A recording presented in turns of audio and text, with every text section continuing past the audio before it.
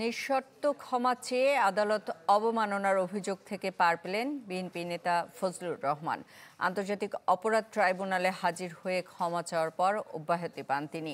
এদিকে জুলাইয়ে মানবতাবিরোধী অপরাধ মামলায় ওবায়দুল কাদের সহ 7 জনের বিরুদ্ধে তদন্ত শেষ হয়েছে। আমি এই কোর্ট মানি না, এই কোর্টের আমি বিচার মানি না।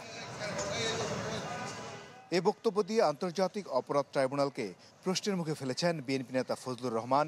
এমন অভিযোগ ওঠায় আদালত অবমাননার ব্যাখ্যা দিতে হাজির হতে বলা হয় তাকে।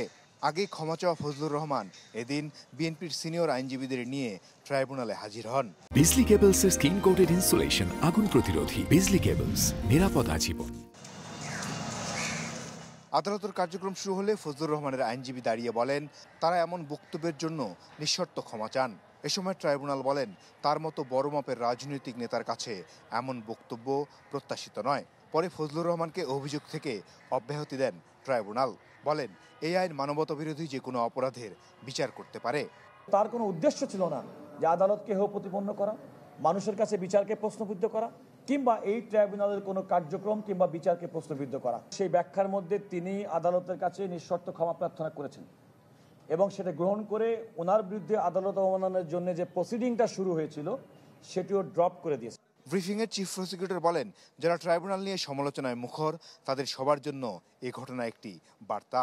সবার উদ্দেশ্যে কিন্তু একটা বার্তা দেওয়া হয়েছে যে আদালতকে আন্ডারমাইন করা যাবে না, আদালতের অথরিটিকে চ্যালেঞ্জ করা যাবে না এবং আদালতকে ঘৃণা সূচক কোনো কথা বলা, অর্থাৎ আদালতকে কোনো হেট্রেটের মুখোমুখি করা যাবে না। যেহেতু এটা আদালত, এটা আইনের মাধ্যমে পরিচালিত হয়, সেই কারণে সবাইকে এই ব্যাপারে সাবধান থাকতে হবে। এই মেসেজটা আদালত দিয়েছে না।